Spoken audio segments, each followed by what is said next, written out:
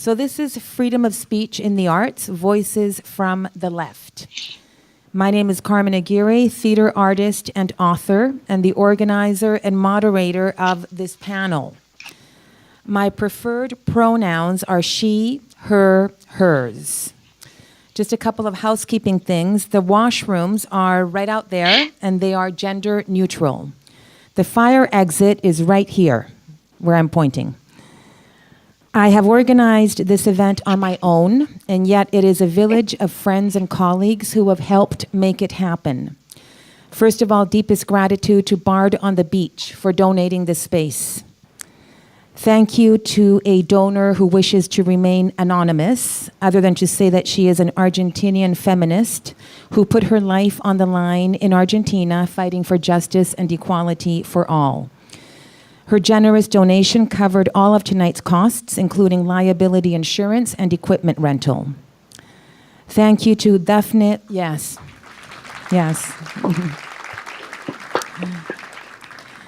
Thank you to Daphne Blanco Sarlay for designing the graphic for tonight's event and creating the Facebook event page because I am technologically challenged. Scott Bellis, Heidi Taylor, Kathleen Flaherty, Manami Hara, Kata Dewick, Lena Dewick, AJ Simmons, Elaine Avila, Emilia Symington Fetty, Itai Erdal, Rafi Spivak, Francisco Trujillo, Cindy Angel, Michael Red, Maria Zarillo, and Stacy Menzies for volunteering time, equipment, and resources. Sandra Swasnabar Alberco is a counselor. So, Sandra, can you stand up and show us where you are? There she is. She's a counselor. And she, too, is donating her time and is available should anybody need support. Sandra is a certified expressive arts therapist, originally from Lima, Peru. She has been working in nonprofit, social justice, and anti-violence agencies serving diverse communities. Over the last 10 years, Sandra has been involved in direct support, advocacy, community therapy, as well as leadership.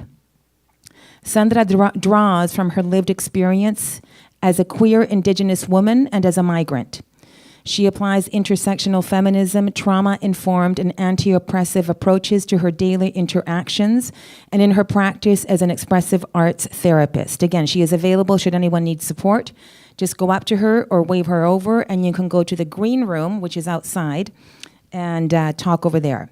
And of course, I would like to thank each of our panelists. Samir Gandesha, if you can raise your hand. Micheal Vonn. Morgane Oger. Morgane Oger. Sky Gilbert. And Omari Newton, who's way over there on that. He is joining us via Skype from Montreal. They are all donating their time to this conversation. So just so everybody knows, we are live streaming tonight. SFU School for the Humanities is also filming in order to share the link on the SFU website. And Co-op Radio's Red Eye program is recording the event to be played on the radio at a future date. I would like to acknowledge that we are on the unceded Coast Salish territories of the Musqueam, Squamish, and Tsleil-Waututh nations, where stories have been told and debates and dialogue have been had for thousands of years. So this is what inspired me to bring these panelists together and those who wish to hear them. The tension between upcoming Freedom to Read Week, which encourages Canadians to reaffirm their commitment to intellectual freedom, guaranteed under the Charter of Rights and Freedoms, and the cancellation of the public reading of Sky Gilbert's play, Drag Queens in Outer Space, to have taken place in November 2018. Buddies in Bad Times Theatre canceled the reading after Sky published a poem on his blog entitled, I'm Afraid of Woke People, in response to Vivek Shreya's book, I'm Afraid of Men. Vivek declined an invitation to join this panel. Sky's poem in response to her book was experienced as transphobic by some members of the community. The protest over the poem was such that Buddies held a long table instead of the reading of his play. The long table was informative, necessary, and important. The question asked by several people beforehand was, why not have both? The reading on one night with those against it simply not attending, and the long table on another. Sky is a former artistic director of Buddies in Bad Times and a fierce protector of free speech during his decade-long leadership of that organization. The tension between Freedom to Read Week and the cancellation of Sky's reading are not happening in a vacuum, but within a much larger conjuncture in our current public discourse, within the context of a call-out culture that takes place mostly online, a culture of mobbing, shunning, and deplatforming, which is the practice of shutting down access to the platform from which objectionable views can be espoused, affecting academia and the arts world. Work is judged and its author punished based on the anti-intellectual, anti-political binary of emotional safety versus emotional danger. Today's discussion will center around these phenomena happening within the left. We are in a censorious climate that leads to self-censorship and to an inability to recognize our own allies, knowing that an ally doesn't have to agree with everything I say. As a person who spent my youth living under extreme right-wing dictatorships and fighting them in South America, this climate is worrisome to me. I'm also here tonight as someone who vocally supported Andrea Dworkin's 1980s stance to censor all pornography because it was harmful to women. As a teen who had recently been raped at gunpoint, it was my pain and trauma speaking when I favored censorship. I no longer hold those beliefs. I now believe that if I experience porn as harmful, then I simply won't watch it, as opposed to demanding that all others bow down to my position or labeling those who do consume porn as misogynists. Let us remember that Dworkin, a radical feminist, was in line with Canada Customs when they seized queer pornography at the border on the grounds of it being obscene, stopping it from entering the country to Little Sisters bookstore. That case was won by Little Sisters in the Supreme Court, defended by the BC Civil Liberties Association, of which Micheal Vonn is the policy director. That was also in the 80s. The 80s is when Salman Rushdie's novel, The Satanic Verses, was accused of blasphemy by some fundamentalist members of the Muslim community. A fatwa was put against his life. He went into hiding for a decade. Let us not forget the historical context in which we are operating. I was saying that our current conjuncture is worrisome to me because I fear that we are heading into a type of fundamentalism or Puritanism or orthodoxy. This is scary for those of us who work in the arts. Art is meant to serve, but of even greater importance, to disturb. Artists are expected to take risks, to fail, to get it wrong. And these risks are taken in public. That is the nature of being an artist. Today we will be focusing on the tension between an artist's right and responsibility to transgress and fellow artists' offense. I am aware that there are consequences to exercising freedom of speech, but should the consequences be the shutting down of work that we don't agree with, that we find offensive or even harmful? The urgency of this conversation became apparent to me when I concluded that I would organize this event on my own. Those I approached to co-organize it with me expressed fear about the framing of the topic and about who would be on the panel. It is telling that the topic of freedom of speech / hate speech / creative censorship is met with trepidation, and that there were immediate requests to control who would be allowed to speak. I am reminded of how urgent this conversation is when Sky, a trailblazing veteran, asked me if he should be afraid of physical violence from members of his own theater community tonight. Do we want to live like this? I know I don't. Sky is a survivor of the 80s AIDS crisis, received credible death threats when he was running Buddies, and fought and beat the Christian right when it lobbied the Canada Council to stop Buddies from getting its building on Alexander Street. Having said all this, tonight we will not be discussing the Buddies cancellation and the events that led up to it. We will be discussing freedom of speech in the much larger context I have described, knowing that everyone on this panel, coming from a diversity of experiences and viewpoints, identifies as being on the left, and that we all belong to equity-seeking groups, having dedicated our lives to fighting for the rights of and creating space for our marginalized communities. My interest is to reclaim the term freedom of speech from the alt-right and to bring the conversation from the isolated virtual space of social media into the connected space of us all in the room, breathing the same air, looking into each other's eyes, tackling difficult questions together. A connected space is different, and I would argue in opposition to a safe space. A connected space leads to healing. A safe space does not. Thank you, Ryan Cho, for your remarkable talk on the difference between the two. The term safety has been historically and currently used by the powers that be to control those beneath them, such as Black people, people of color, Indigenous people, the LGBTQ2+ community, the poor and working class. For example, working class men in my community are vilified as rapists and gangsters. We are told that poor Latino men are not allowed to seek asylum in the North because their presence will make the North unsafe. The word safety has been weaponized against us for so long, used to keep us out of public space, and now we are weaponizing it against each other. Feelings are welcome tonight as long as they are expressed in the spirit of creating bridges and connecting, as opposed to weapons meant to shut down a view that we are uncomfortable with. If there is normative conflict tonight, we will remember that conflict is not abuse. I would like to quote Helen Keller in the larger context that we find ourselves in, and also to set the stage for the connected space of tonight.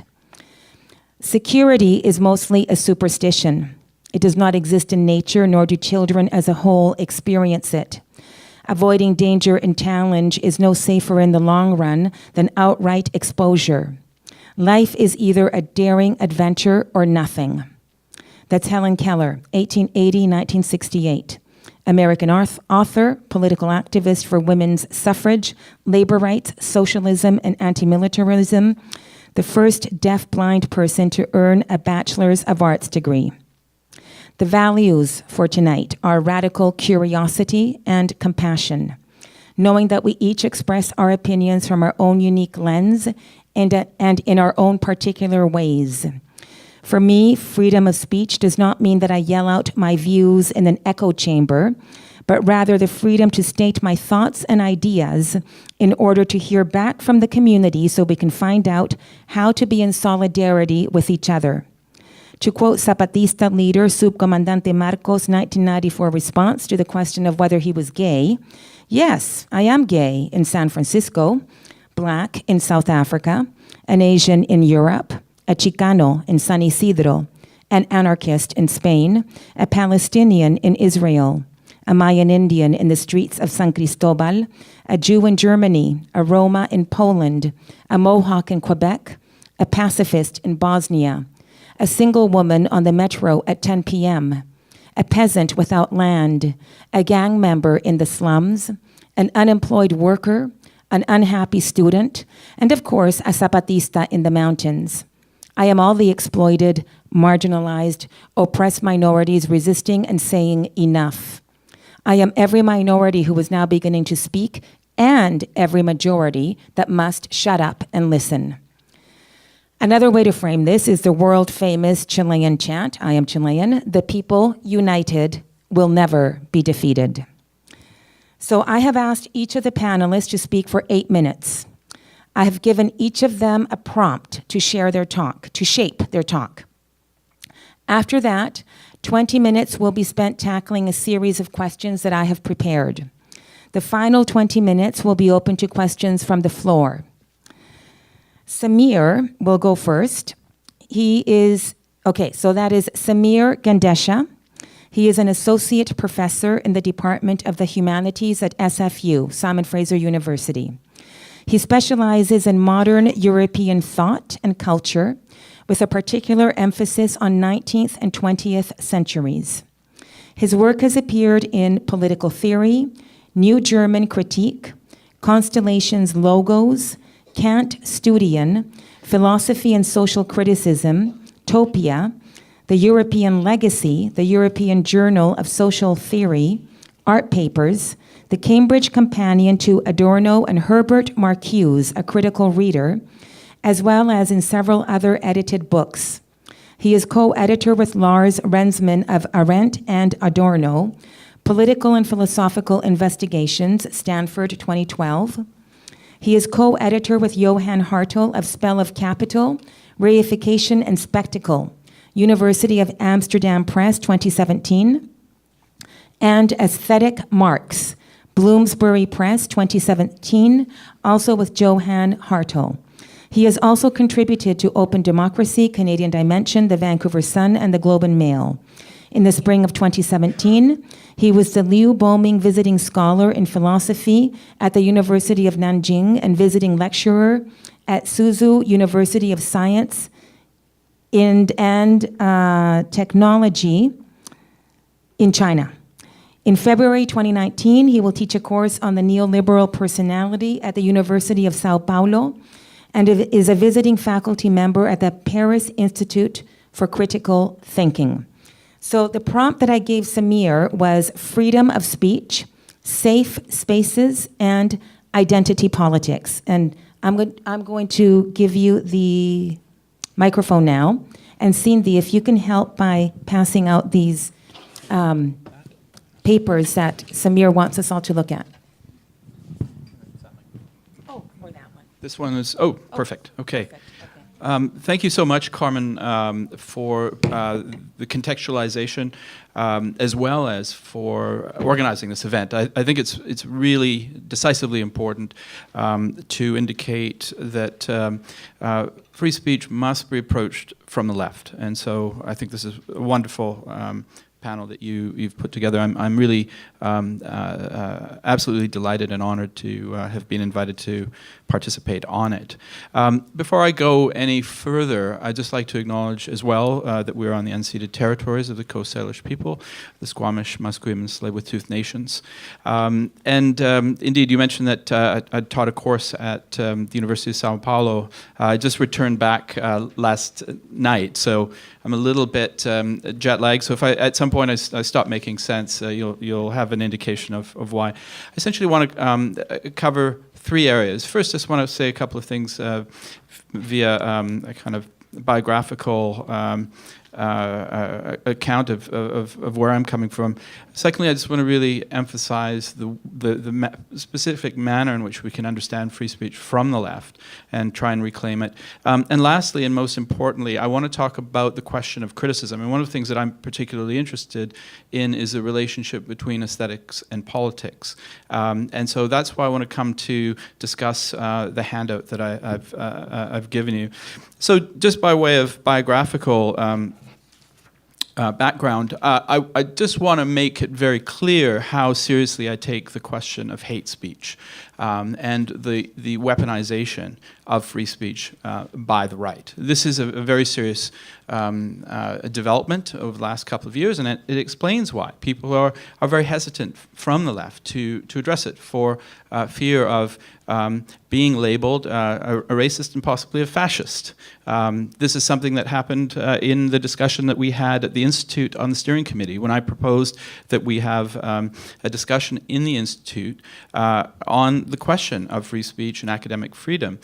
There was a tremendous trepidation around this. And so I want to make very clear that this is something that I take seriously. I've been the target of many racialized, racist attacks growing up as a kid on the North Shore. My family comes from East Africa. My extended family was expelled from Uganda in 1972.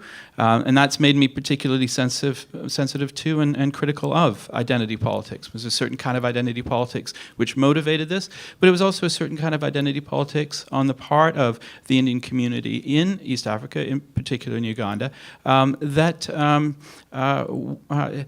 in a sense made possible this kind of an authoritarian gesture. And it has to do with the ways in which communities, in a sense, wrap themselves up very tightly and can't cross divides in terms of critical dialogues and engagement and solidarity.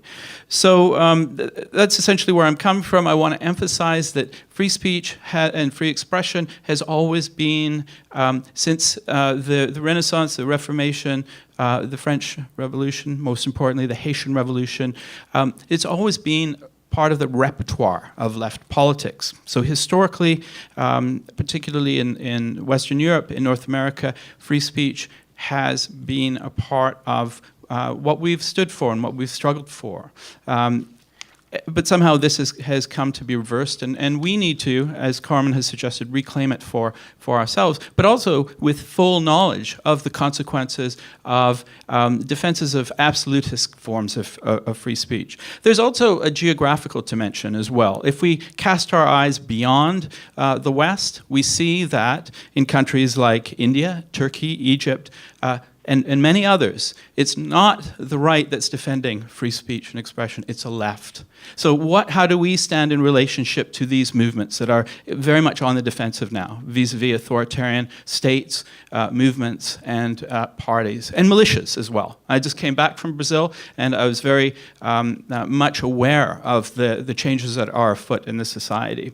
And in the classroom, the students were telling me how now what's happening is that the far right is using some of the tactics that they discerned amongst the left to shut down debate and discourse.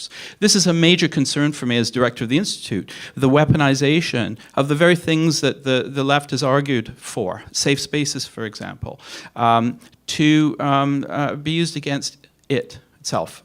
And I can go into some examples perhaps in the discussion.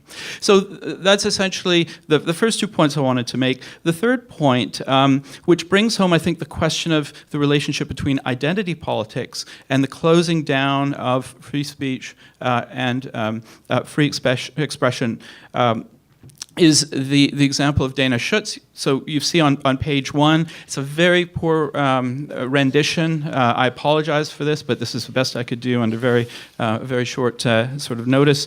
On the first page, you'll see a painting by the white American painter Dana Schutz. It was done in 2016. It was done for and included in the Whitney Biennale. And this particular painting generated tremendous controversy. It generated tremendous controversy precisely because this was a white artist depicting a particularly raw and painful, brutal moment in American history. In 1955, this young boy, 15 years old, Emmett Till, was murdered, lynched by a group of white thugs who claimed that he had looked, or it's a woman who claimed that he had looked at her sexually. So the family had placed his body in an open casket, and the mother had said specifically, I want the world to see what racism in the United States does to black people. It was very poignant. So Dana Schutz took this on as her subject, and she made this painting. The controversy was that the mixed-race British artist Hannah Black wrote a letter that was co-signed by something like, I think, 46 other artists and critics and curators, very critical of the work, saying that this work must go. That is to say, it must be yanked from the exhibition. But not only that, she argued that this work needed to be destroyed.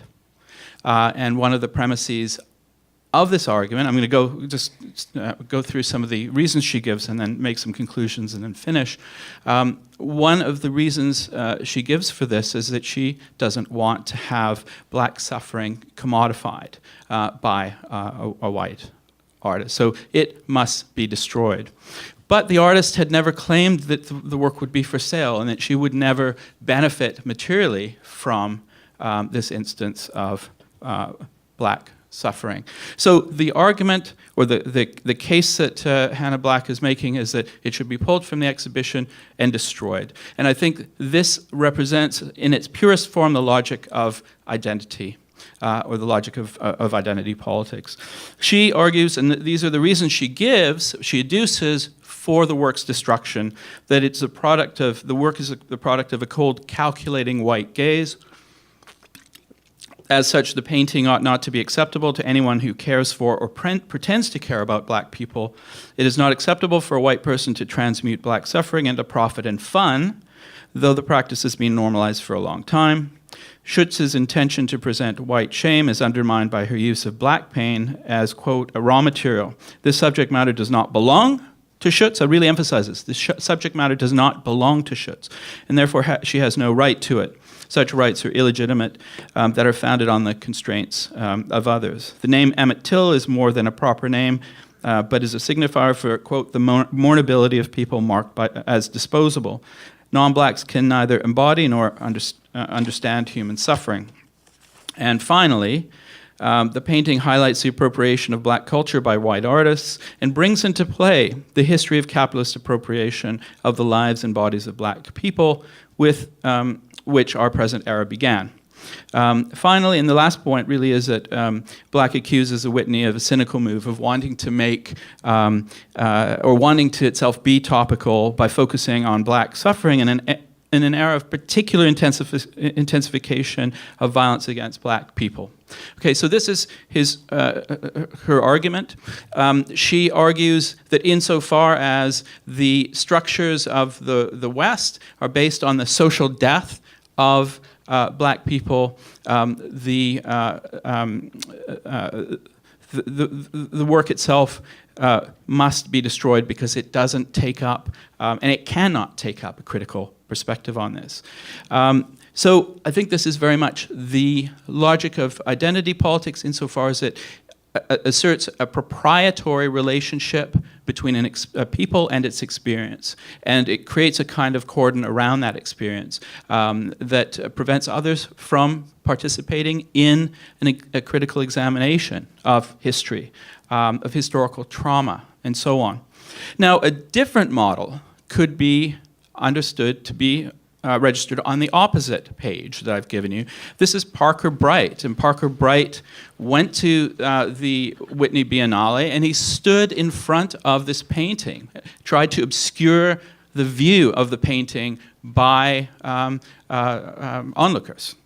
And this, according to the curators, forced a very interesting set of debates and discussions.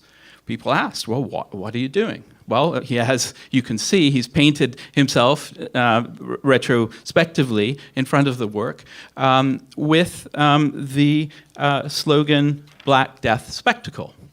That's clear what he's doing. He's creating a kind of force field around the work within which we can understand the various kinds of issues that Hannah Black actually raises in her letter.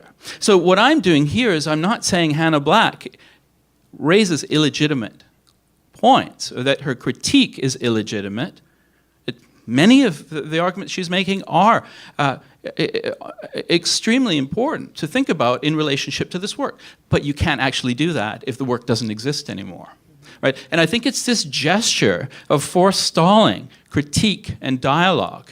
It's an authoritarian gesture, and it's one that can be criticized on any number of levels, not least a political level. If we think about a kind of radical politics as a politics of articulation, of bringing different demands together against some form of, some power block, and this is a kind of hegemonic understanding of what politics is, then we're really in trouble. We're really in trouble because that dialogue, the connected space, is not possible within the premises of this kind of approach. However, Parker Bright does open this up, and I think that's quite interesting. So my last point, I guess, is a question. I'm running out of time. So the last point I'll make here is that we need, in this kind of a space, talking about a theater, talking about theatrical works, talking about artworks more generally, we have to think about the political function of criticism. We have to look at both the success and the failure of a work of art. There'll be both in every work of art there is. And we must understand truth is constituted both by its success and its failure. We can learn perhaps even more from its failure, right, than its truth, right? Ever tried, ever failed? Fail better. And I think this is really what's getting lost, and we're in big trouble as a result. So I'll close there, and we can come back maybe to some of my points in the discussion. Thank you very much.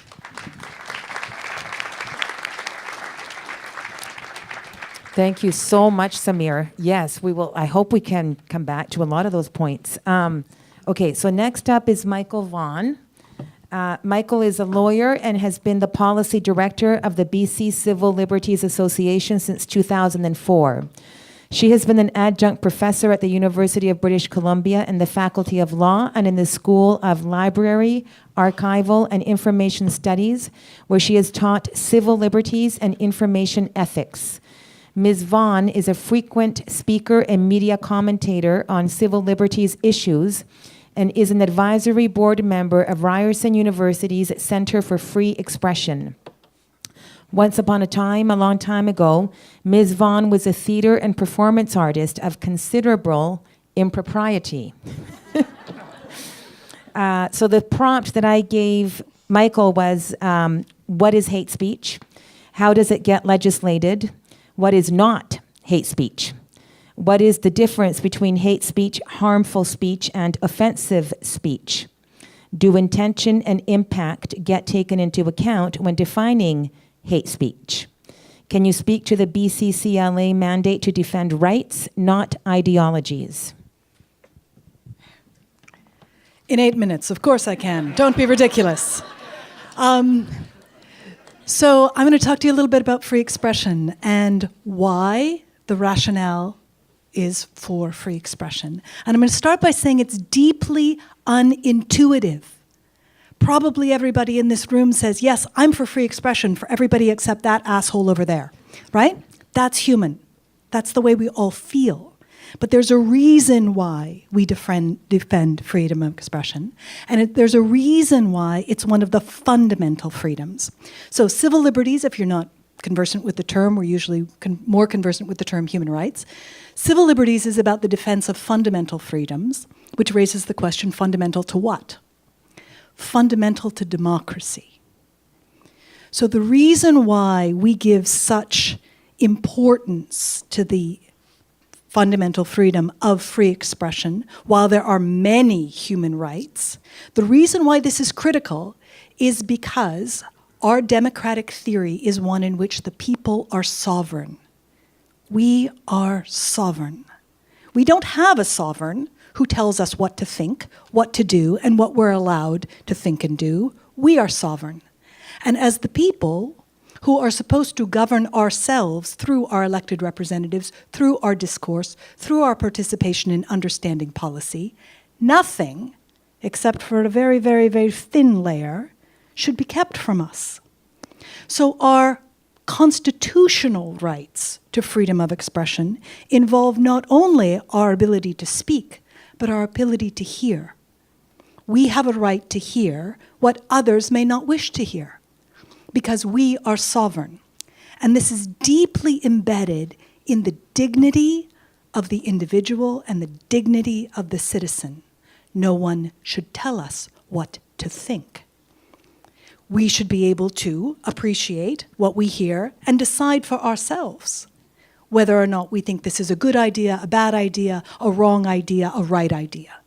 That's our job as sovereign citizens. And so deeply embedded in this notion is the idea that our democratic polity depends on our sovereignty, and our sovereignty depends on our ability to speak and hear freely as citizens. So that's why we think this is so terribly important. And one of the things that gets messed up a little bit is you'll hear sometimes people who defend freedom of expression in the abstract by minimizing the harm that hurtful speech can have. That's a mistake. There is harm to hurtful speech. What you'll also hear on the other side of people promoting equality rights is pretending that there's no harm to suppressing speech. And indeed, there's harm there as well. And part of the problem is deciding when the illness is worse than the cure is worse than the illness, right? One of the things that you hear in kind of center-left justifications for why we're concerned about censorship, or having anyone tell us what we're allowed to hear, what we're allowed to say, is that, watch out for that government, because those authorities, your ox could get gored pretty fast, right? The idea that vulnerable groups shouldn't be supporting the suppression of speech because they could be on, very likely will be on, and have historically been on the receiving end of that. So the argument that your ox could get gored, right? That's a very important argument. It has a lot of credence right now with kind of leftist leaning people. However, that is not the civil liberties justification for freedom of expression. The civil liberties justification includes the fact that we might be wrong. I know nobody likes to think that, but it's true. The search for truth is one of the reasons that we want to instill a culture of respect for freedom of expression. We have the right to be wrong, but we also have the right to hear a lot of views because the chances of any one of us being 100% right about anything are effectively jack, right? So the idea that we collectively are going to try to get some semblance of communal consensus around something that we might call the truth without getting too postmodern about it is one of the seminal reasons why we want to, again, defend not only this in law, but as a culture. As a culture. It's part of our intellectual humility that we bring to this process of sharing the social space. So, the law, because I'm the law lady after all, that's why I've been asked here. So, the law. We know we have a constitutional right to freedom of expression. We know that all rights, any right, is not absolute. There's always the potential for the government to justify their violation of your right. But a constitutional justification is a high justification indeed. So while it is not absolute, again, the justifications must be, in this case, expression, very, very high. So when I say the Constitution says this, it means that all other laws, including statutes, legislation, human rights law, must comport with that respect of free expression, conscience, belief, etc. So we know that the criminal hate speech laws do comport. That was something we learned in a case called Keegstra, constitutional challenge against it, and the High Court here, the Supreme Court of Canada, said yes, it is constitutional, but importantly, the bar is very high.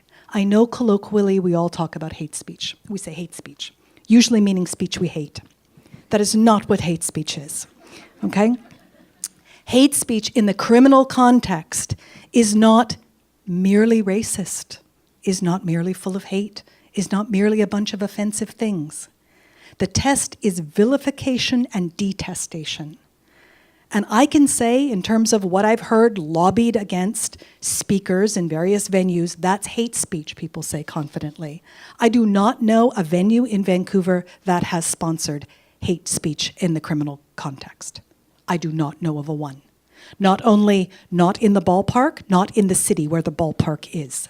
It is a very high test, and it's important that it be a high test because that's a criminal law, and it has to be constitutional. Detestation and vilification. A lower bar is the Human Rights Code.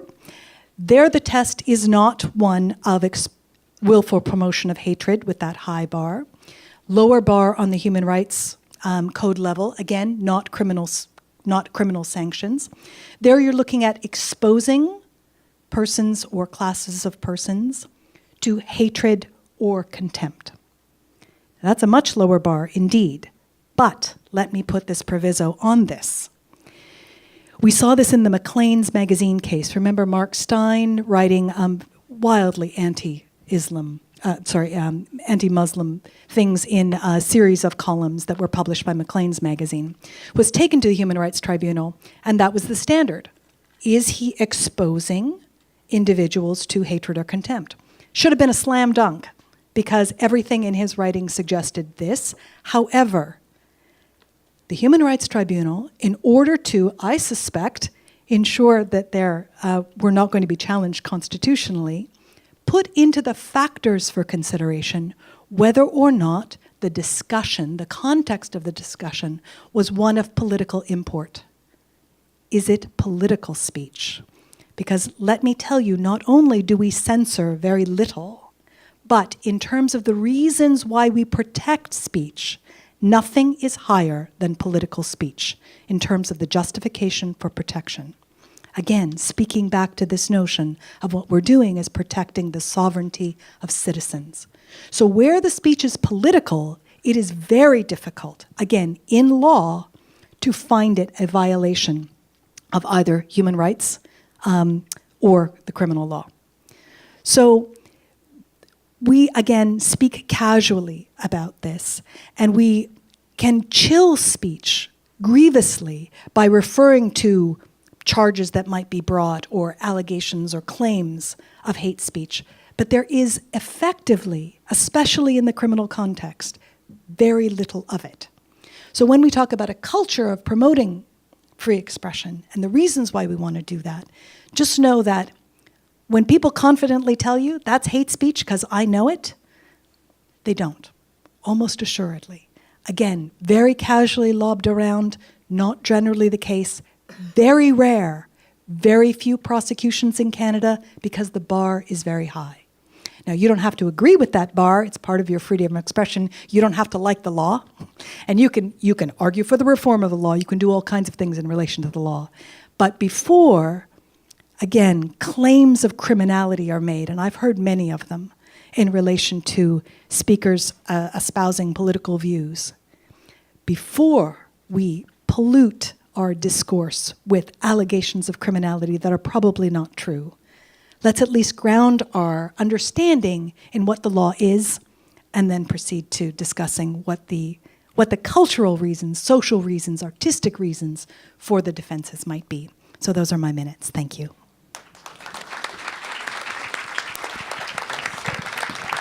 Thank you so much, Michael. Wow.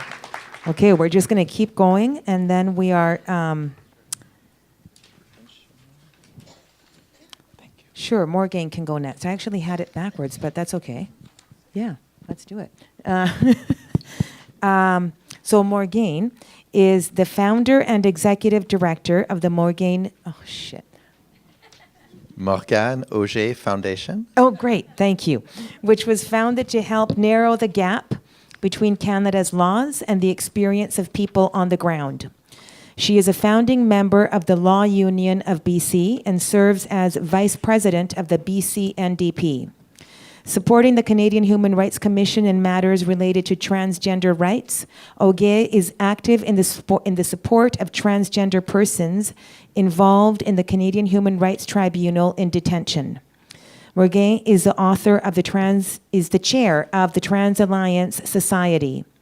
In recognition for her service to Canada and extending human rights for LGBTQ2+ persons, she was awarded the Meritorious Service Award on behalf of the Queen and all Canadians in 2018. So the prompt for Morgane was, what is harmful? What is offensive? What is the difference between the two? What should equity-seeking communities do when they feel harmed by the content of some artwork? If the content doesn't fall under hate speech, what can be done aside from punishing through mobbing, shunning, and counseling? Extremism is a pox on all our houses, is I think the lesson I've learned while dutifully trying to convince government to curtail our human rights or our civil rights or our fundamental rights in order to, in order to make space for people. I'm mindful that this conversation is about the arts, and I'm mindful that in the arts, very, very, very, very few things go beyond offensive. It takes an awful lot of effort and persistence to go to that next step that I consider really actually harmful, which is essentially propaganda, harmful propaganda. We do see it, though. We do see people publishing things, usually under the premise of delivering a fact, proposing that something that is actually just propaganda as a fact. And this is offensive. It can also be harmful. And if it's well done and subtle, it actually really is actually oppressive. We've all seen, like the obvious case of this was the Nazi propaganda, right? We could also see it every time there's a war, our governments put out a vilifying image of the opponent as less than human or less than worthy of humanity. I fight mostly for trans rights. And the trans community is a very, very, very small subset of our population. 0.5%, maybe 1% when it all settles down of the people are transgender. Generally speaking, 1/4 of that population is transsexual. So a very small population. We're outnumbered many, many, many, many to one, right? It doesn't take a lot of effort to create the propaganda through art that actually does become harmful. But that doesn't necessarily justify the gold standard of internet pylons that we see, which isn't unique to the left, which is a term that troubles me a lot. Pretending that our political universe is a line in space is an error in my mind. People are multidimensional. I have extremely religious evangelical Christian friends who have fought at my side for trans rights, and I have fairly liberal, very feminist people who continuously harass me, calling me a man on social media. But that internet pylon, by people performing allyship for the people that they perceive have been wronged, that is a pox on all of our houses as well. I've personally been deplatformed now. I was deplatformed from Trinity Western University, so it's a gold star for me. But but people more extremist than the groups that were inviting me to speak demanded I be pulled because, of course, I was going to spread contagion that was against the propaganda that was felt to be appropriate. And this is where, of course, art comes in, right? And art can be harmful. And the question is, what do we do about it? And I've been the target of harmful art, actually. Someone painted a picture of someone killing a dragon. I don't remember who that is. Saint so-and-so killing the dragon. And put Bill Watcott's face on the killing of the dragon. Bill Watcott was my opponent in the case that I just ran through, where I'm trying to curtail his fundamental right to free speech and acting out his religious beliefs by claiming that my right to participate in democracy is at least equal. And I guess I was the dragon that he was killing, or let's say the things I stood for. And I can say that I took that personally. It hurt. It was awful. It was also like a lightning rod for the people who felt that I was an abomination to be vilified or demonized. And this is the thing about the strength of art, is we do have the ability with this medium to portray very strong messages and hopefully get people to think about the issues. But the question is, how do we react? How do we react to the awful things that get put forward as art? When someone, for example, paints an entire community as undesirable or worthy of vilification, where do we stop? On the one hand, every time I watch a film that has a transgender character, I grit my teeth waiting for her to be murdered if it's a woman. If it's a man, it's much less likely. On the other hand, it is actually a portrayal of real life in just about every country except Canada, maybe England and France. So it is, after all, reality, as much as I dislike it. The right thing to do is not necessarily to pile on as an ally to trans people, let's say, in my very limited focus of things I care about. And demand the head of the cinematographer or the producer or something like this. But then sometimes it goes further, and the art turns out to be, are you going to give me a 1-minute notice? You are, right? Yeah, you still have time. Okay, good. And then sometimes the production is like really questionable, and you wonder, what the hell? But then, as far on the left as I am, sometimes I do believe in the free market, a la, Keynesian free market. I do believe that as much as, let's say, someone has a right to put art together, the marketplace has a right to ridicule it, to tear it to pieces, to not give a rat's ass about the feeling of the person who put it together when they put something so incredibly awful that it needed to be shamed out of the space. We should still suffer through it, but still, nonetheless, god-awful art is still god-awful, and that's all there is to it. And I think we do need the articles that point this out and that talk about how awful and how unacceptable the art is. But we shouldn't actually pull it unless it depicts something really, really propaganda-esque. Because only propaganda, and of course, that's what the other people do that I don't like, right? So other people's propaganda is not okay. Mine's good. Right. So now you do have 1 minute. Okay, thank you. It would take a lot for me to support vilifying the artist beyond calling them an idiot when they do something stupid.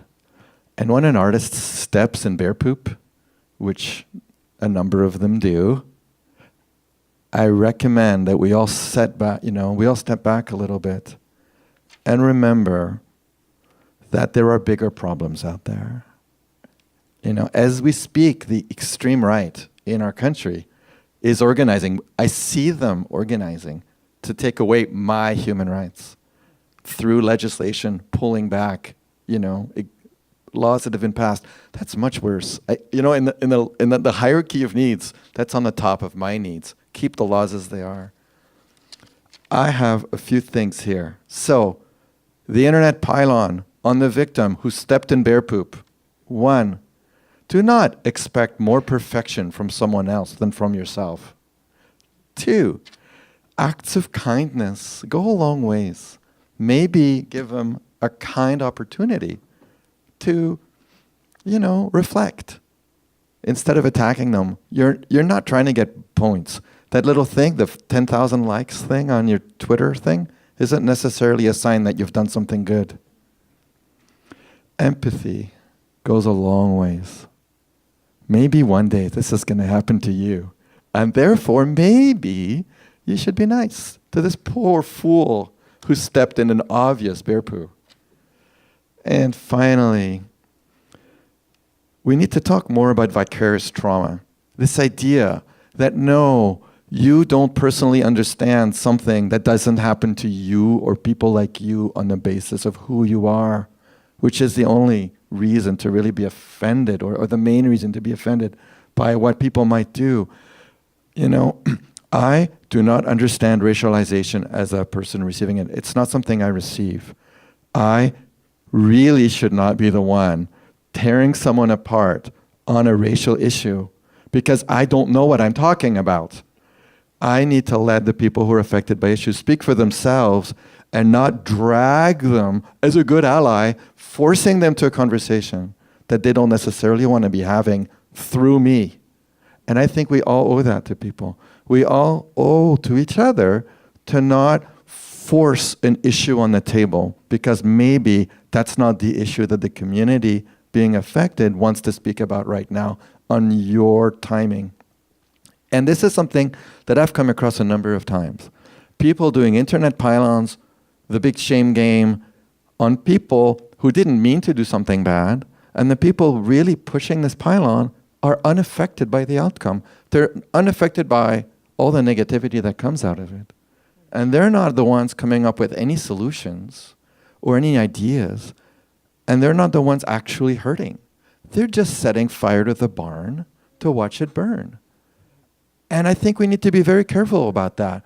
We need to be careful about not following the people who like to watch the world burn. We need to get together with the people who are our natural enemies, if there's such a thing. And I worked very, very hard to get some laws passed in BC and in Canada, and almost none of our work involved watching the world burn. What it involved was reaching out to the people who we assume hate us and building bridges. And the worst, most god-awful artist out there obviously needs bridge building and empathy lessons. And I think this is where we are today. If I have any advice to the universe, less radicals, less extremists, and more empathy. But still, keep them accountable for the shitty art. I don't need to see it. Thanks. Thank you.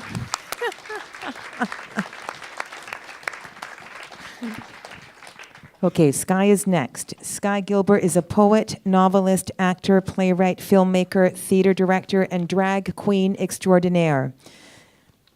He has been a groundbreaking activist and a controversial personality in the Canadian theater community and the Canadian queer community for nearly 40 years. He has had more than 40 plays produced and written 7 critically acclaimed novels, including Guilty, also translated into French, Brother Dumb, Wit in Love, and Come Back, and 3 award-winning poetry collections, Digressions of a Naked Party Girl, Confessions of a Juvenile Delinquent, and A Nice Place to Visit, as well as a memoir, Ejaculations from the Charm Factory. His plays, including the iconic Drag Queens on Trial, have found a place in the Canadian theatrical canon. He has received 3 Dora Maver Moore Awards for his theater work, as well as the Pauline McGibbon Award and the Silver Ticket Award. He also received the Relit Award for his novel An English Gentleman in 2004. There is a street in Toronto named after him, Sky Gilbert Lane. His latest novel, Sad Old Faggot, ECW Press, was critically acclaimed. He is presently working on a cantata, Shakespeare's Criminal, with composer Dustin Peters, starring famed mezzo Marion Newman, to be presented at Factory Studio Theatre in April. In 2019, Playwrights Canada Press will publish Sky's critically acclaimed play, It's All True, about the criminalization of AIDS. In 2020, Guernica Press will publish Sky's new book about Shakespeare's style, Shakespeare, Beyond Science. Dr. Sky Gilbert is a professor at the School of English and Theatre Studies in Guelph, where he specializes in creative writing, sexuality, and Shakespeare. So the prompt that I gave Sky was his views on hate speech laws and what he has referred to as the Puritanism that, in his view, has taken over the theatre world. Thank you, Carmen. And thank you for everything. The West, and by that I mean Anglo-Saxon England as well as Europe, has not had an easy time with the imagination. Ever since the Enlightenment, there's been a general skepticism about poetry and art, as both were originally allied with God and magic. With Enlightenment came science and the scientific method, which were associated with Puritanism. So at the very beginning of the Enlightenment, that is in the late 1500s, skepticism about art and poetry was associated with people who were not very sexual. It all started with Ramus. Ramus was not so much the first scientist as a pre-Enlightenment rhetorician who managed to reduce the importance of rhetoric in education, which means that students no longer learned about the world through art. They learned about it through science, through experiment. Yes, before Ramus, it was generally thought that if you wanted to know what a flower was, you should read a poem about a flower. That the last thing you would do is actually look at a flower. Ramus was a Protestant and not too fond of the kind of imagery associated with rhetoric. Before books, the way people remembered the words of poems and speeches was through memory. Memory was the most important features, one of the most important features of rhetoric, and memory was really the source of all imagination. In order to remember words, the art of memory suggested that people should store that information in their mind's eye, one of Shakespeare's favorite phrases. The mind's eye was a term for the process of setting up in your brain, houses on streets, and these houses would contain rooms, and in each room would be an image used which would bring up the words of your poetry or speech. It was suggested that the image used should be ones that you would not forget. Sorry. And it was often suggested that they be violent or sexual ones. In fact, teachers of memory suggested images of naked women and monsters placed in those rooms in the brain. Ramus decided that the mind's eye was not the best way to remember things. Instead, if someone wanted to make a speech, write a poem, they should instead think in their mind of the page of a book and put things in the page of the book and imagine different headings. Of course, this is more the way we remember things today, but when Ramus destroyed the art of memory, he did something to the imagination. It is my theory that Shakespeare's plays are about this destruction of the imagination that Ramus tried to effect, and Shakespeare was not happy with it. Ramus's theories were partly about science and partly about Puritanism. Ramus wanted to teach people the scientific method, which meant books and linear thinking, experimentation. But he also didn't want them thinking about monster snakes and naked women. God help us. Art was policed by these Puritans and scientists from the early 1700s until quite recently, when art and poetry have been celebrated, when they're decadent, extreme, confounding, and obscene. But now, the tide has turned and it's time to attack the arts again. And I contend this modern suppression is related to the old one. The three ways in which the puritanical so-called science is seeking to silence our imagination are A, through theories of appropriation, B, through hate speech, and C, through the Me Too movement. The notion of appropriation claims to be related to the facts. Appropriation is based on essentialism, the idea that the classifications that we use to separate people have an essential relationship to their nature as defined by science. But there's no gay experience, just the way there is no black experience or trans experience. There are many different experiences that vary according to class, religion, upbringing, country, etc. So you might say appropriation, it's not about appropriating a black experience. Generally, it concerns writing about any experience you have never had. To tell a writer that they are only allowed to write about what they have experienced would mean that there would be no murder mysteries, as hardly anybody is a murderer, thank God. But we do share, most of us, the urge to hurt someone, usually out of revenge or hurt that's been done to us. And that's why we can write and enjoy murder stories without actually experiencing murder. But some people who create characters that are outside their experience will probably write very badly. There's ineptly about those people. Well, let the critics, just saying, splice and dice them. I asked Thompson Highway what he thought about appropriation. And he said, anybody can write anything they want, but they might not get it right. And if they don't get it right, they will be held accountable. Appropriation is puritanical because it betrays a deadening fear of the subconscious and of fantasy. We might make up dangerous things, untrue things. Shakespeare did not agree with this theory. One of the characters in As You Like It says, the truest poetry is the most feigning, which means the truest poetry is the most lying poetry. I believe, examining his work closely, that Shakespeare believed this. Hate speech is another puritanical restriction that is based on false science. I don't believe that any speech should be deemed a crime under the law. If someone kills someone or rapes someone, they should be held accountable for that crime. But it is impossible to hold them accountable for what is in their hearts because we'll never know. The concept of hate speech is based on the puritanical Christian idea that Christ expressed in the Sermon on the Mount, an idea which even Christians today have trouble with, the notion that to think something is as bad as to do it. Thoughts are not evil or good, they are merely pleasant or unpleasant. Speech can be frightening and deeply wounding, but it is different than physical violence. Adult speech should be free and mostly unregulated. What is one man's hate speech is another man's flowery language. I called myself a fag on the radio once, and a very uptight lesbian I know cited me on her horrid little website that catalogs hate speech. What next? And finally, policing hate speech only leads to the propagation of hate. I guarantee that you won't see the word in a newspaper in the Deep South in the USA, but that doesn't mean that racism is over. In fact, it might be worse because people congratulate themselves on the fact that they no longer use those bad words and pretend racism over, but in fact they use these words in private and guard their outlawed racist cultures passionately. Finally, if you can't allow hate speech, how can you talk about hate? And we sure need to talk about it. Finally, there's the Me Too movement, which is clearly a puritanical movement related to false science. On the one hand, Me Too is a positive thing because women need to call out rapists, and rapists need to be jailed for their crimes. But along with Me Too comes the pseudoscientific idea of false essentialism. Not all men are rapists or violent, not all women are nice or loving, and not all women are the passive partners in sexual intercourse. Many women, they are called dominatrixes, do not wait for men to ask for sex and consider it insulting. They would have to consent to sex, and see even the notion of consent is sexist. They are the women who ask, or more accurately, demand sexual things from men. It is the man who is penetrated. Okay. The real problem, as Catherine Deneuve and the French feminists have discovered, is that along with Me Too has come censorship. It has gotten to the point where certain artists, Woody Allen, Roman Polanski, and Louis C.K. are examples, are having their work rejected. You try and find a copy of Louis C.K.'s movie, I Love You, Daddy, anywhere. It has been censored. Because of the it has been censored because of the crimes of the creator, because of #MeToo. The other problem with #MeToo is that it has created a climate in which artists, poets, and filmmakers are reluctant to deal with sexual subject matter. Because if they do so, it might be too controversial. Catherine Deneuve speaks of filmmakers who are avoiding sexual topics. They are just too afraid it will offend someone. I want to say, and I'm finishing, quite unsimply and with complete lack of any control whatsoever, that poetry must be free.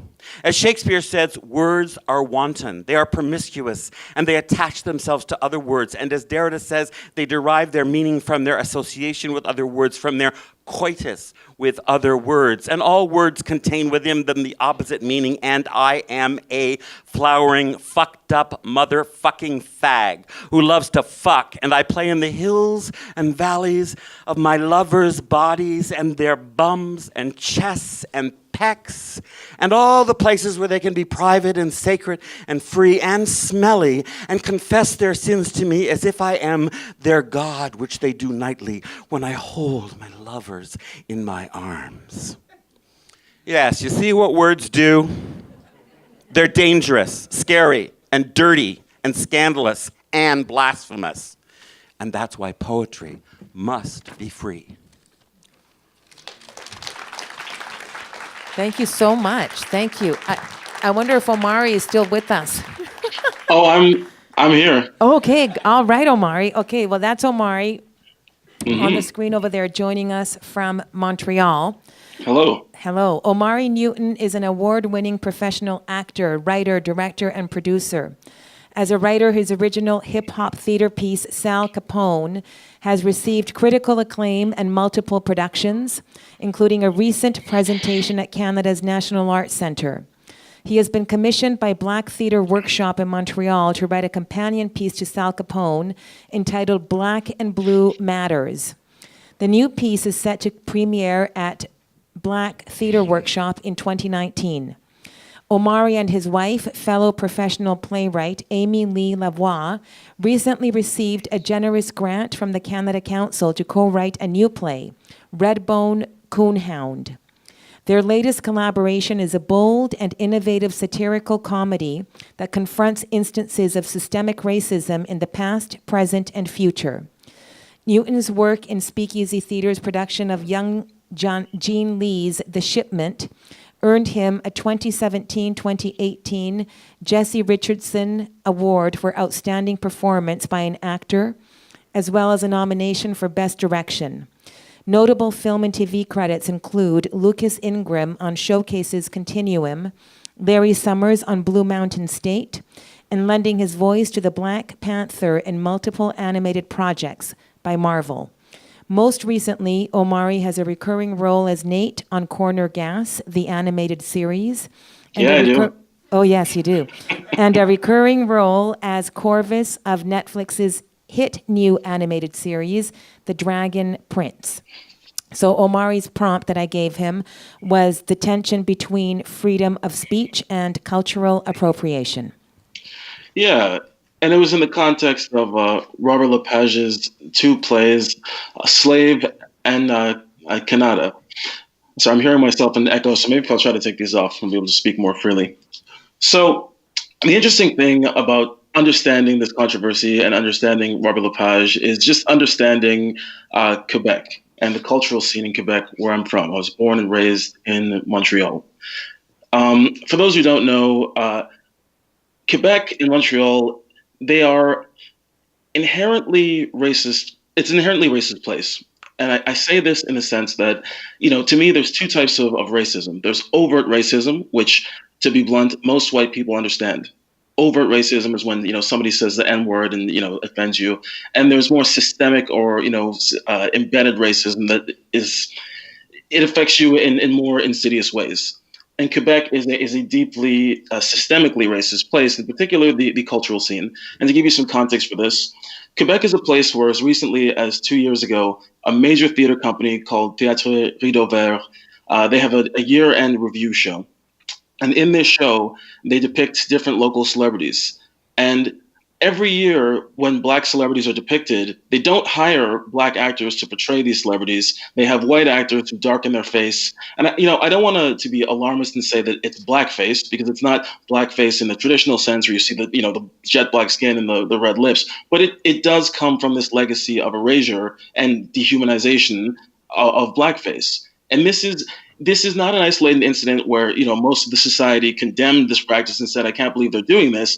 The general consensus amongst mainstream people in Quebec was, well, what's the big deal? We don't have a history of racism in Quebec, so why is this a problem?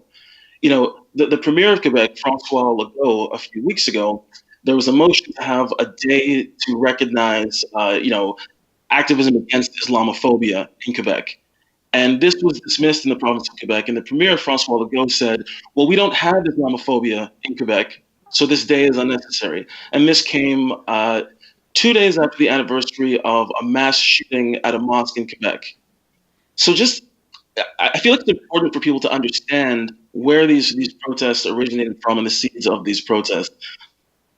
Now, there was a lot of activists on the ground in Montreal who reached out to Lepage through more legal channels to try to get his attention and try to have him, hear them and invite them into the room when these plays were being made. And they felt as though largely their concerns just fell on deaf ears, and he didn't care and he didn't work with them. So when you talk about call out culture and shutting people down, I just think it's disingenuous to talk about that without acknowledging the fact that these are last resorts that people often go to because no one is listening to them. And I forgot the name of a lawyer on the panel who laid out the threshold for hate speech in Canada and very accurately pointed out that by the legal definition, it's very difficult to pin something as hate speech. But I can't sit here as a black man and not put this on the table. When, as a black man or a marginalized person, have we been able to fully depend on legal thresholds for justice? I'm very concerned with hearing people say, talk about radicalism or extremism in any circumstance is a scourge of the earth and it's a problem. When every single right and freedom I have as a black man was snatched violently from the hands of a white supremacist oppressive state. Martin Luther King was a radical and extremist on an FBI watch list. Rosa Parks was a radical and an extremist. Harriet Tubman was a radical and extremist. The laws made things like slavery legal, segregation legal, and it was through radical action that we had change. Now, I'm not trying to imply that, in 2019 we're dealing with similarly overt and oppressive circumstances, but I just think, yes, there is a concern with censoring voices. But I don't think someone like Robert Lepage has been censored. And especially if you remember the fact that the term censorship generally speaks about state apparatus stepping in and intervening with someone getting their voice out, whether that's through funding or whether that's through shutting them down. And I think not only has Lepage not censored, quite the opposite. He's been supported healthily throughout the years by the state. And when protesters were outside in the theater trying to protest him, the physical arm of the state, being the police, were on his side. They were allowing people to go into the theater. So Lepage was not censored. And then if you want to look at the case of whether what he was doing was cultural appropriation, if you accept the definition of cultural appropriation as, interpreting work from a culture that is not yours without the collaboration or integrating the ideas of the people from the culture you're using, I think it is a pretty clear case of cultural appropriation. Now, all of this being said, do I think this show should be canceled? Do I think we should send cops in and shut it down? Of course not. I think that's absurd. But I think we do have a legal right to organize and protest and raise concerns for things that we find offensive. And as a matter of fact, the only time we've gotten anything was from organizing and raising our voices. So I don't see this as a problem. And I just think if you acknowledge that we live in a patriarchy and in a white supremacist system, we have to use what we have at our disposal to hold people who are being propped up by the mainstream. A guy like Robert Lepage, a white man in Quebec who's received so much support and so much funding for many, many years, and with good reason. I'm not taking anything away from him artistically or creatively. The man is an artistic genius. But he's been supported quite a bit, and he's shown a great inability or a lack of empathy or humility to just hear the voices of people of color asking just to be brought into the room and let into the table. And had he been more amenable to just having a conversation, we wouldn't have got to the point where people trying to shut him down or being outside of the theater protesting him. And I guess I'll end with the difference to me between honoring a culture and appropriating a culture. To me, you look at a case of someone like, the hip-hop artist Eminem, who is problematic for a number of reasons, but has been largely embraced by Black communities all across North America, in a predominantly Black medium that has its roots in African American culture, because he never tried to appropriate the culture and pretend to be something he wasn't, and speak in a cadence or in a voice that was foreign to him. He came out saying, "I'm a white man from Detroit." He talked about class, about how he was poor, and people could relate to his story.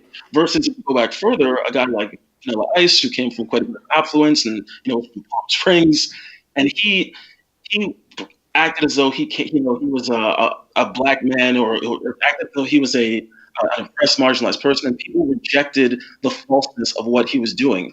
So I just think you have the right to freely express yourself as much as you want, and not only do marginalized people have the rights to raise concern about it, history will tell us the only channels we have to have our voices heard are by organizing together and making a lot of noise about what's happening to us. And I guess I'll leave it at that for now. Thank you.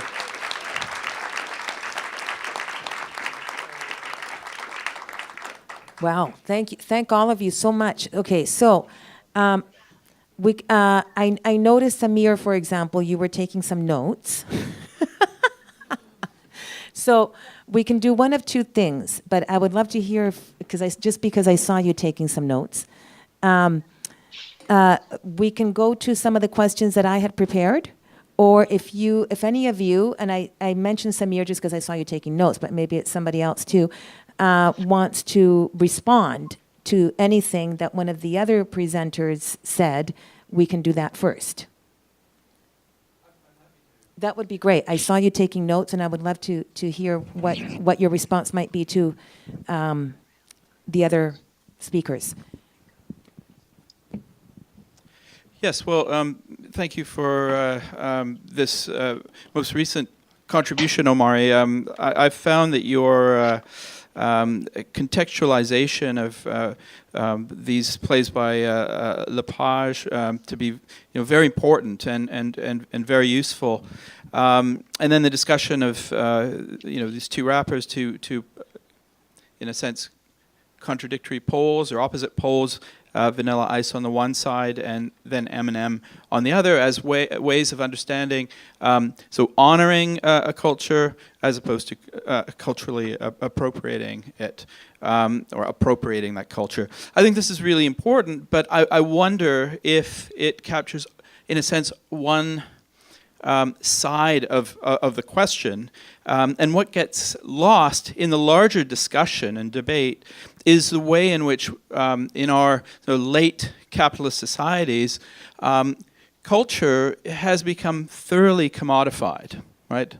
And we speak in terms of, say, the culture industry, and we somehow think that that question is, in a sense, subordinate to the individual stances of these artists and the way they are received or not received by particular cultures. And I think that an example of this kind of blindness is the calling out by members of Black Lives Matter of Nikki Ashton during her bid to be leader of the NDP. And she accused Nikki Ashton of culturally appropriating Beyonce. And I thought this was just wrong-headed, to be frank. This is, a multi-million-dollar artist, and Beyonce, Nikki Ashton, wished to use her song "To the Left" to indicate a kind of approach within this country, within the NDP, that was aligning itself with figures like Bernie Sanders in the States, Jeremy Corbyn, Podemos, and so on. A discussion that really needs to happen, and a movement that really badly needs to happen, especially now with the Liberal Party's position in such a kind of crisis, without there being a proper left option in this country from the NDP. So I think these are the larger discussions that I'd also like to have. Yeah, critique the ways in which particular artists don't honor cultures, yes, but also there's a larger problem of commodification, the untrammeled rule of finance and money in our societies, which frankly, make things especially difficult for communities of color, for the working class communities, for LGBTQ plus communities, and so on. So I'd like to broaden that discussion up. If I can interject for a second. Yes, the commodification of art, and particularly the art of Black people, is nothing new. In the context of Slave, where they're singing Negro spirituals were born after the transatlantic slave trade, when Black people were being indoctrinated with Christianity, and they remixed those Christian songs to fight for their liberation. So for a white man in 2019 to straight up commodify those songs while erasing the voices and bodies of Black people on stage is an affront that I think needs to be called out with him specifically as an individual. So I don't think that's a trivial point to call Lepage out specifically. I'm not saying it's not. I agree with you on that point. Yeah, definitely. Okay, but since we're on that, Samir, can you please speak to the tension between identity politics and class analysis? So, for example, why is being homeless not an identity? Or being poor not an identity? Why is being working class not an identity? So if you could speak to the lack of class analysis when it comes to identity politics, that would be great. Okay, I'll try and be brief and then let others come in. Go ahead, yeah. But thank you for this question. I think it's a really crucial question, because when we think of identities rooted in certain experiences of particular racialized communities, the LGBTQ plus community of women, I think we're talking about something of a slightly different order than when we're talking about the condition of the working class, understood in a radical critique of society, and also you can say the homeless. The former demand a certain kind of recognition within the existing social order. Recognition and inclusion in particular ways. One does not want to be denied a job because of one's identity. One does not want to be denied an opportunity at a higher educational institution because of one's identity. So one demands equal respect. So there's a claim for affirmation. Now, I think that a radical critique of class isn't simply that the working class must be included in particular ways, or that there should be greater redistribution. Those things should happen, yes. But I think the more radical approach to class is its negation. So the working class, the proletariat, stands as a principle of negation or negativity in a capitalist society that can only include this class by abolishing it and by abolishing itself. Now, there will be many people in this room who won't agree with that approach to class analysis. It's more like, well, you add class onto race and ethnicity and linguistic group, confessional group, and so on. It's one of the many forms of intersectionality. This is a different approach, which says, no, the working class identity is actually the crisis of the very order in which the working class is produced, and its role within this order, right? And I think that it occupies a very different sort of position, and that also should figure in this discussion more. I mean, we're seeing societies ever more divided by massive social inequality. I don't have to tell people this. It's just a basic fact. And I think unless we get to the heart of this question, we won't be able to fully understand the rebarbative forms of racism that are emerging again. Forms of ethnocentrism, ethno-nationalism, hostility towards migrants and refugees. That's where we really need to direct our attention. And the way we do it is by incorporating a dimension of negativity and radicality into our critique. So, Morgane, I saw you taking some notes. Do you want to say something? The working class helped elect a new government in BC by responding to the message that my party gave, which I don't speak for here, which was that, we have to make life better for regular working people. That was basically the refrain. I think within organizations, the working class is very active and very certain of who it is. what that means, and within the context of the working class, there is the context of equity-seeking groups and people who've had enough of being marginalized, and who or have had enough of protesting actions. Omari, when I was speaking about radicals, I meant significantly more radical than protesting for your entire life for more justice. I meant the people who are just kind of going in all directions. I think we need to allow everybody to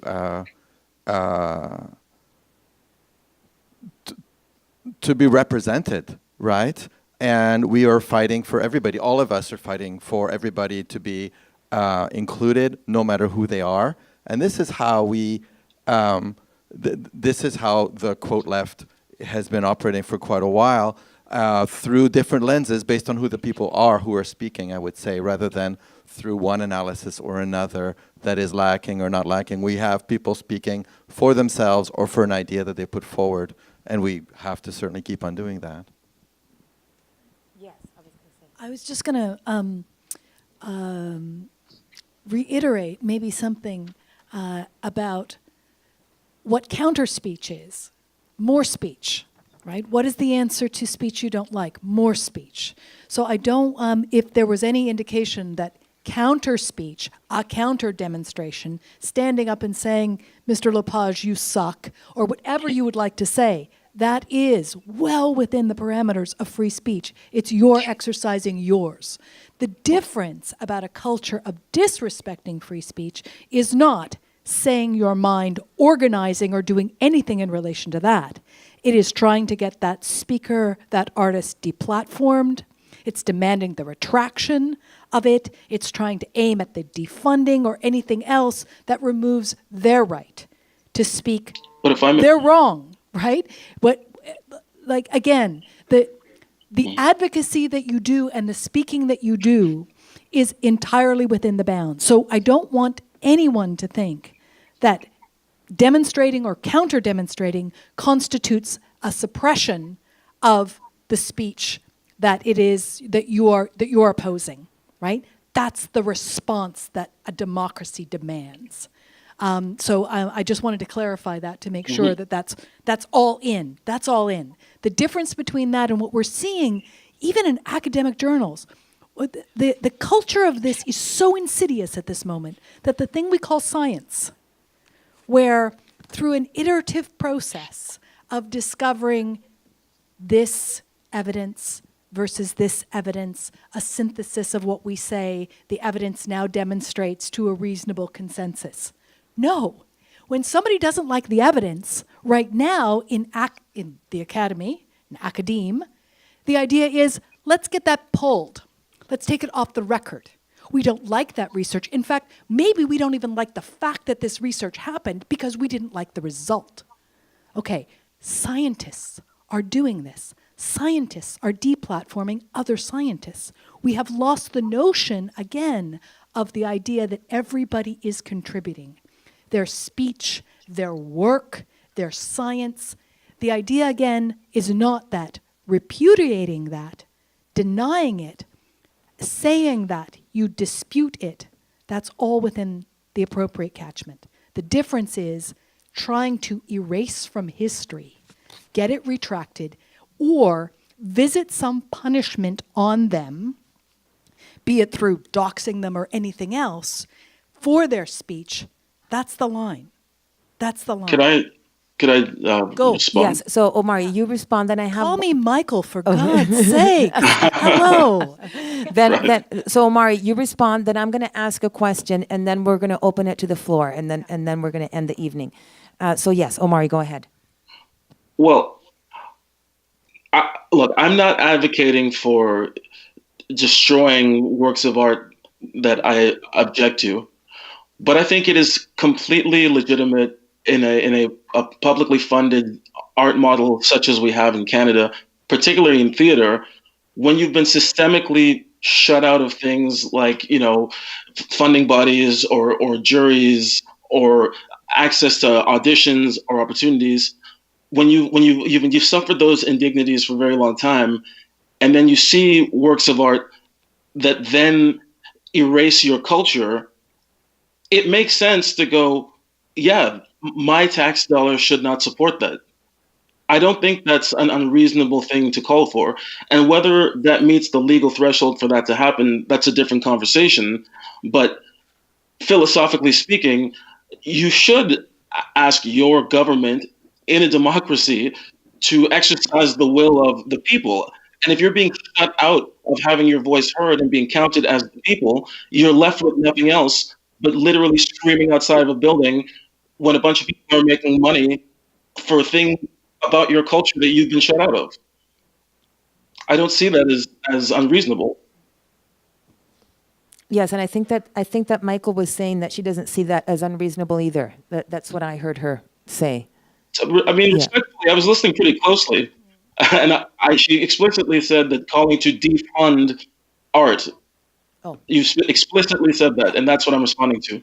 Oh, Yeah. okay. So what I'm talking about is the kind of thing that we see, particularly again in the academy. I've seen less of it in the arts, but I'm worried about the trend, where you say not only is this piece of, I mean, I can think of again a lot of academic examples. Not only is this piece should be retracted, but this person shouldn't be in the academy. Their job should be questioned. Their PhD should be queried. All of those kinds of things. That level of personal attack at the place where we're talking about supporting a culture of expression and contribution is deeply problematic. To say, hey, Canada Council, I don't think you should be funding this kind of art. I think you should be funding this. That's ordinary political speech. Go, go, go. But again, the attacks on the individual that strike at livelihood, strike at personal safety, those are the kinds of things that we're seeing increasingly. And again, while sometimes the line may be blurry, it just has to be put on the table. This is not supporting a culture of contribution, and it is not ordinary counter-speech. So again, the idea of saying, this is the art that shouldn't be funded, you should be funding this, completely support it. That is political speech, and you have an absolute right to it. And many people may wish to do that. Yeah. In the case of Lepage, neither his livelihood or safety were being threatened, though. Okay. We're just going to move on from the Okay. Lepage thing just for a second. But no, this is all great for us to hear, all of these sides to it. Then I'm going to ask a question, then we're going to go to the floor. This is for you, Sky, but you don't have to answer it, okay? Maybe somebody else will answer it. So currently, there seems to be no redemption narrative. When an artist, or a scholar or a student, but let's say an artist, creates a work of art or says something that is experienced as hateful to an equity-seeking group, an apology is not enough, relinquishing space is not enough. I'm just going to read a couple of lines that you wrote on your blog, if that's okay, since they're public. After the cancellation of your play reading, and there was the long table, you wrote on your blog, amongst other things, listening to people at the long table, this is you talking, it became clear to me that Buddies is no longer a gay and lesbian theater as it was when I was the artistic director. It has evolved into a space for a new generation of people challenging the mainstream in a new way. In order for those who have been wounded by the white colonial capitalist patriarchy to heal, they need their own home, and they must take power in that home. Buddies is now a home for people representing a range of intersectional genders and identities. This is a wonderful thing, and I applaud it. Even those words seem to not be enough, right, for people who hate the poem that you wrote. So what is the redemption narrative? There is no redemption. And thankfully, I am terribly old and will probably be dead in not too far distant. I don't really have a future. The future is my creative and personal future that I will make. And it's not about being out there in the public square, probably, but that's fine because I had my day in the public square.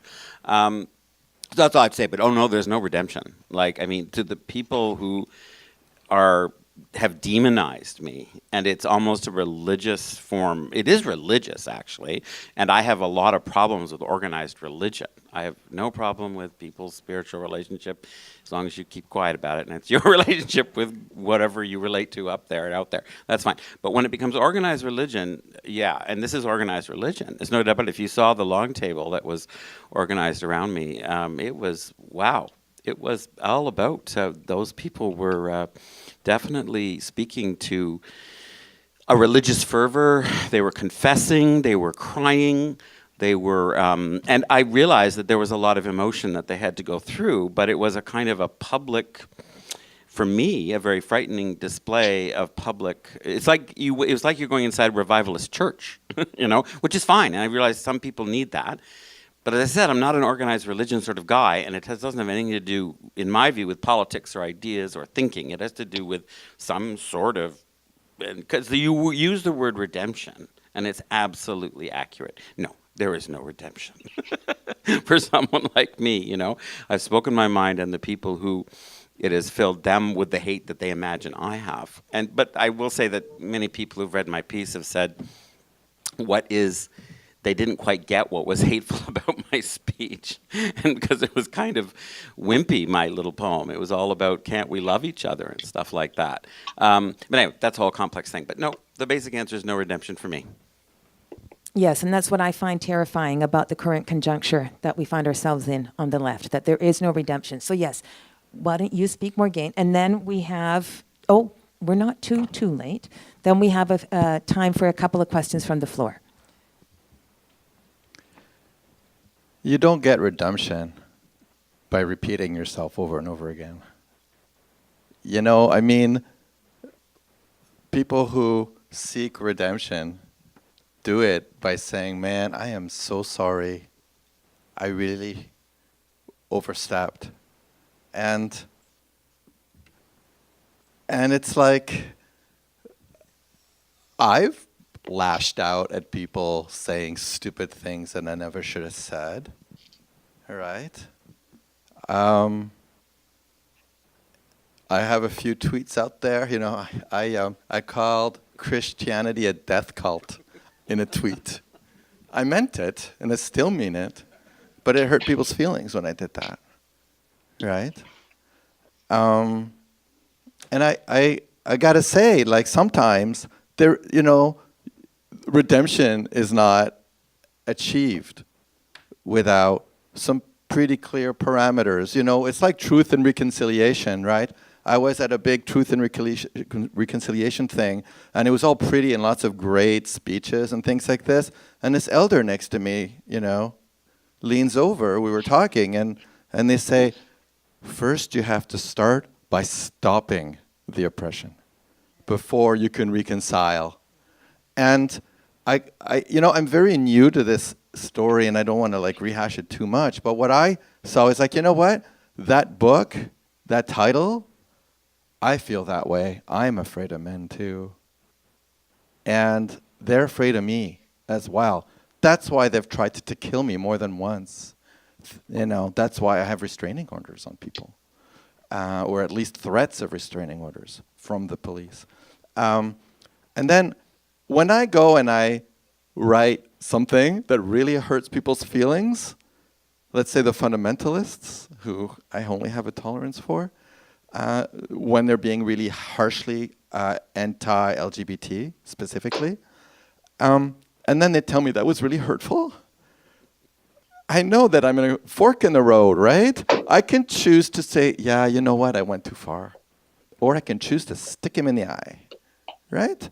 And that's the difference between choosing redemption and choosing to stick him in the eye, right? And there is plenty of room for redemption. And lots of people have overstepped and gone too far and said they're sorry without the big humiliation ritual that's necessary sometimes, right? But nonetheless, continuing down the path isn't the way. And sometimes it's like, I'm sorry. I shouldn't have said that. That goes a long ways towards redemption.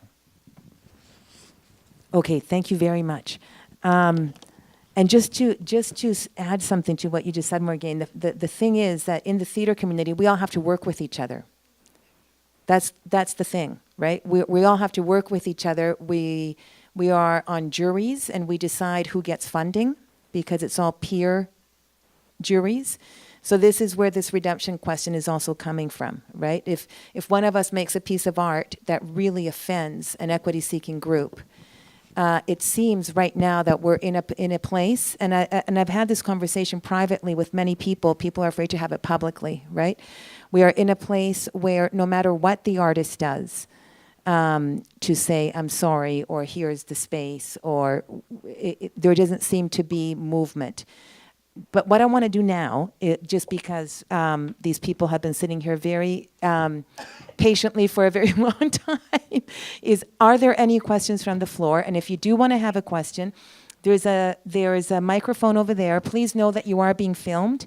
If you don't want to be filmed, just raise your hand, and we will give you the microphone, and we will hear your voice, but we won't see your image on the video.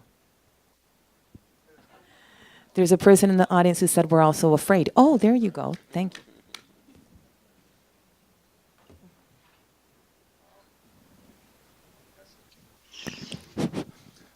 First of all, thanks for speaking on this issue. It's something that's rarely spoken about on the left, and in fact, we hear, the complete opposite of everything that you've said tonight. So thank you.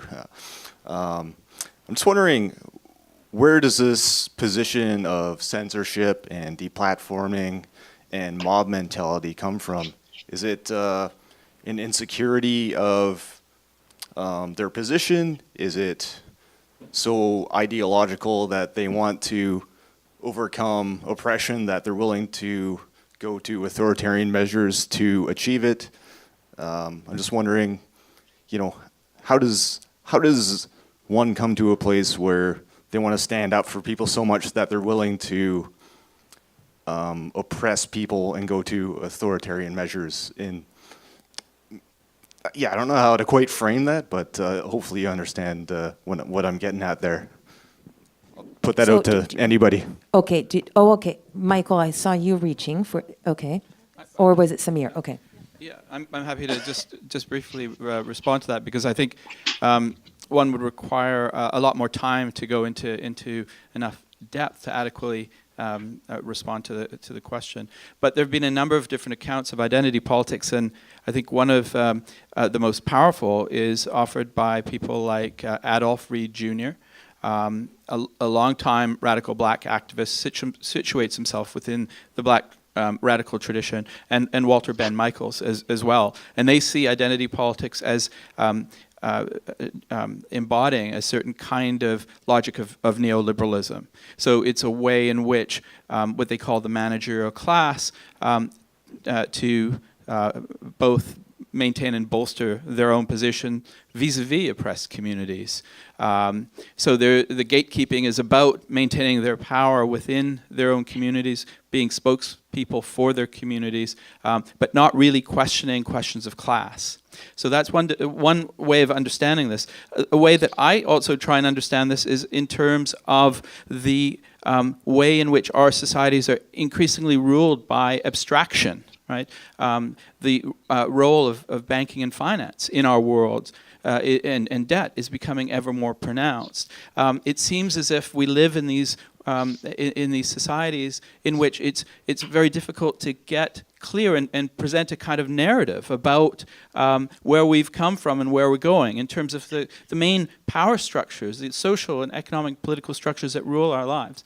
So in order to combat abstraction, we want to go for something concrete and something substantive, something that we can really hold on to and grasp and gives our life a kind of meaning. And I think there's a sort of identity politics of the left which tries to do this in various ways through critiques of cultural appropriation and so on. Again, this understanding of experience as a kind of property that one can possess, right? Experience doesn't work like that. It's not an object or a thing that can be possessed by any particular group. And then, of course, we see the right identitarianism. And this is a very troubling development. As we know, since the election of Trump, there's been a licensing for the very, very clear expression of white supremacy. And I think it serves similar kinds of needs. In no way do I equate the two. I think they're very different, but they respond to a very similar kind of logic of abstraction, the fear, anxiety, and insecurity that abstraction produces in our lives. So we want something concrete, but I call this a false concretion. We need to look at the social structures clearly and have an analysis, have intellectual and political debates and discussions about this, as opposed to expressing our feelings. There's a room for that. There's a time and place for everything. But I think we've gone too far in that direction, and we need to think very carefully about the worlds in which we live. Can I add? So the metrics that we have that demonstrate that we're in a time of almost unprecedented polarization are startling. I don't know if anybody saw the Maclean's magazine dual issue. On one side it said, what's wrong with the left, and the other side it said, what's wrong with the right. And they demonstrated some really astonishing things in Canada, including the fact that 25% of people polled, and it was statistically relevant poll, now describe their political opponents as someone that they hate. We haven't seen that kind of vituperativeness in kind of ordinary Canadians' political discourse. And there are, obviously, multifactorial. But one of the things that gets very little truck right now is that the internet, right? The algorithmic logics that fuel the internet are all about getting you to click on it, right? And in order to do that, the algorithmic logics will always offer you as the next selection something that's just a little bit deeper, a little bit darker, a little bit richer than wherever you were going. So it pushes us to more and more extreme views.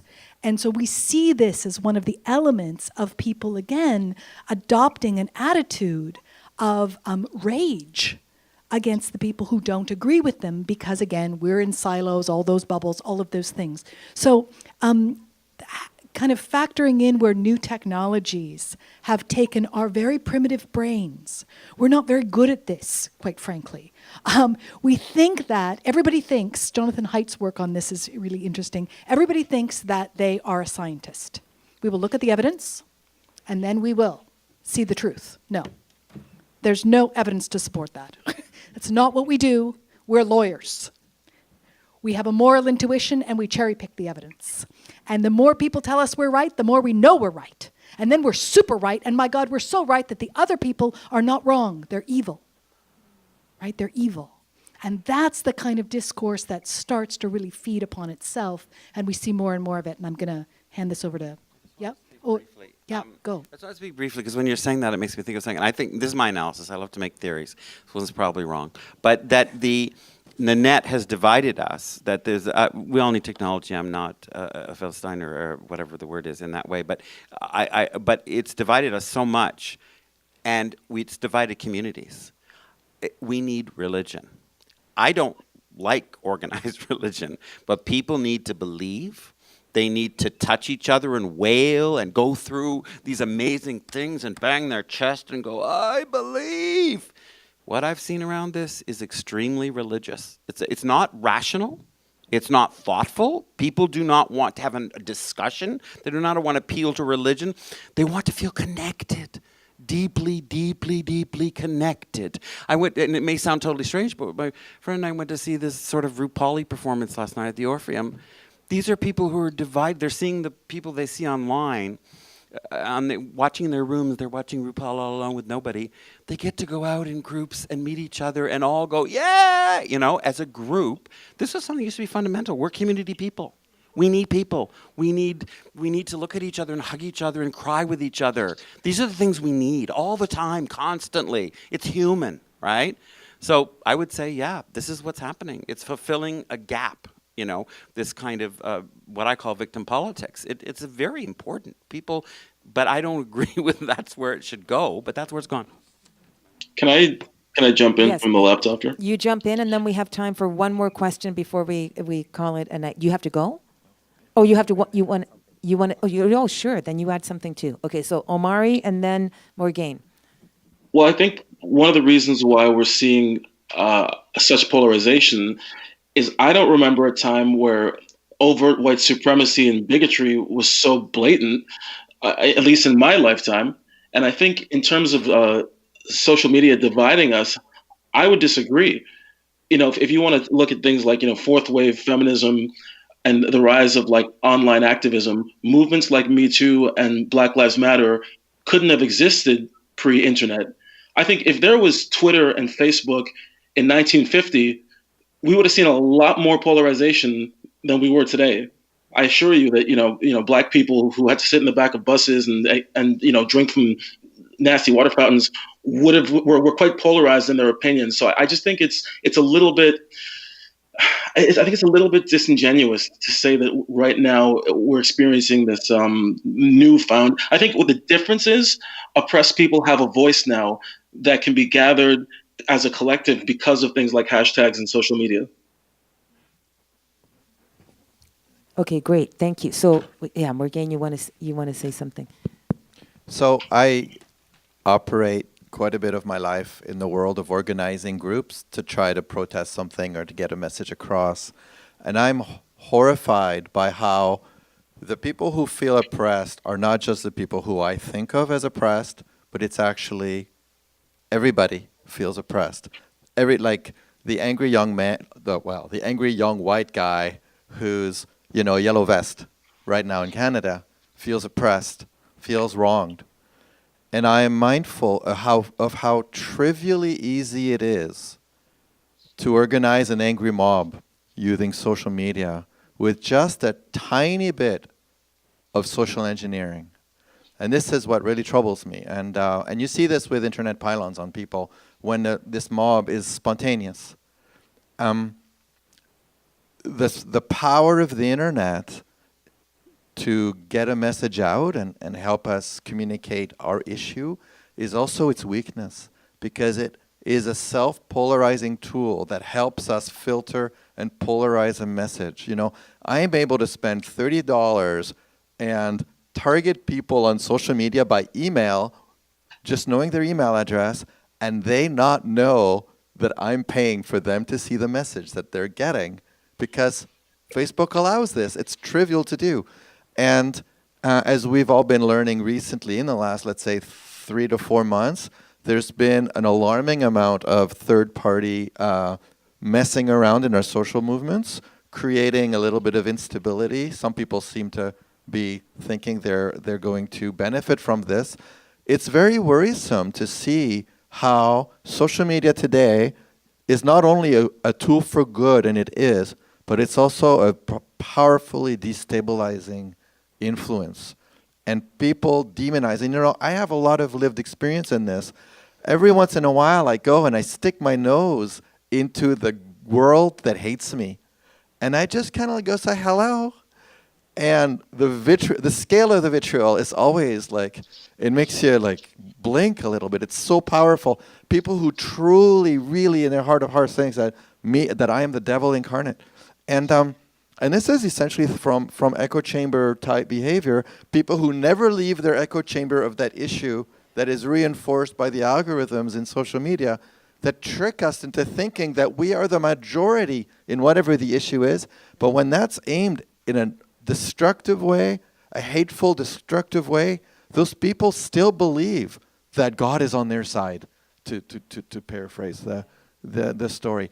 People really, truly believe on the whatever very, very edge of our society's mindsets, that they are the majority opinion. All they see all day is reinforcement of their belief system that I would call delusional, but they probably call my belief system delusional. So who knows where the compass is anymore? And this is really destructive. And you really see this in internet pylons on people, that it goes so much further than one would think it would go. And it can be very damaging. Well, unfortunately, it's 9 o'clock. This is just clearly the very, very beginning of a very long and important conversation. It's the tip of the iceberg. I want to thank everybody for coming out tonight, and most importantly, all these incredible panelists, Omari and Montreal, who donated their time tonight.